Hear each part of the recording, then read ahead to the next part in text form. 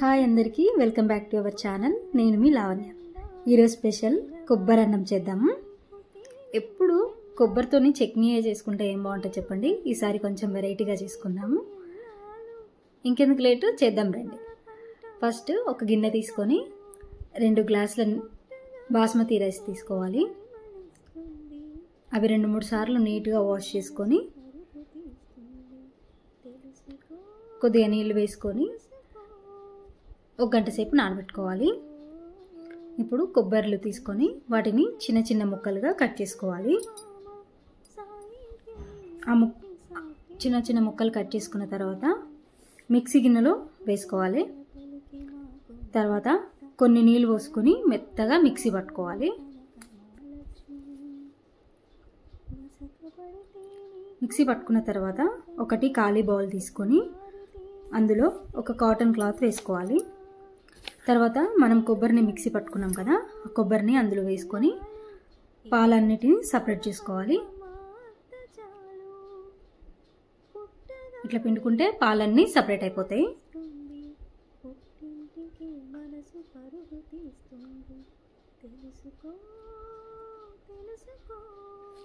ఇప్పుడు స్టవ్ పైన ఒక గిన్నె పెట్టుకొని మనం రైస్ ఏ గిన్నెలో అయితే చేద్దాం అనుకుంటున్నామో ఆ గిన్నె పెట్టుకొని కొద్దిగా నెయ్యి, ఒక 2 స్పూన్ల ఆయిల్ కూడా వేసుకొని వేగిన తర్వాత గరం మసాలా వేసుకోవాలి.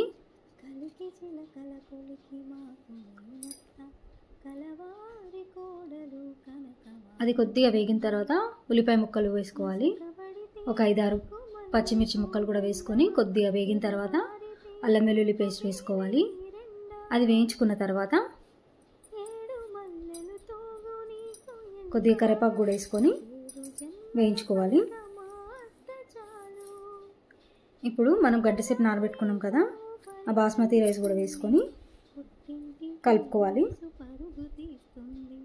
కలుపుకున్న తర్వాత మనం కొబ్బరి నుంచి సపరేట్ చేసుకున్న పాలు ఉన్నాయి కదా, అవి కొలత ప్రకారం వేసుకోవాలి. నేను 2 గ్లాసుల బియ్యం తీసుకున్నాను. పాలు ఒక 3 గ్లాసులు తీసుకుంటే సరిపోతుంది. అంటే గ్లాస్ రైస్కి 1.5 గ్లాసు పాలు తీసుకున్నాను.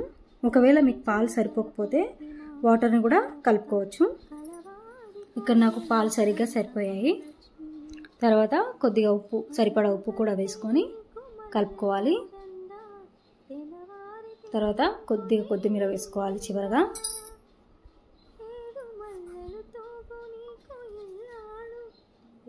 మూత పెట్టి మీడియం ఫ్లేమ్లో మధ్య మధ్యలో కలుపుకుంటూ ఉడికించుకోవాలి.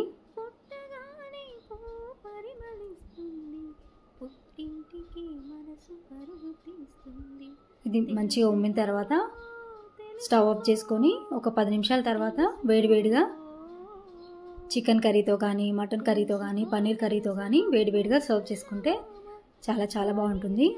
మీరు కూడా ట్రై చేసి ఎలా వచ్చిందో నాకు కామెంట్ చేయండి అండ్ లైక్ చేయండి. సబ్స్క్రైబ్ మాత్రం మర్చిపోకండి. చాలామంది వీడియో చూస్తున్నారు కానీ లైక్ చేయటం లేదు. ప్లీజ్ సపోర్ట్ చేయండి, నన్ను లైక్ చేయండి. థ్యాంక్ యూ ఫర్ వాచింగ్ అండి. Thank you.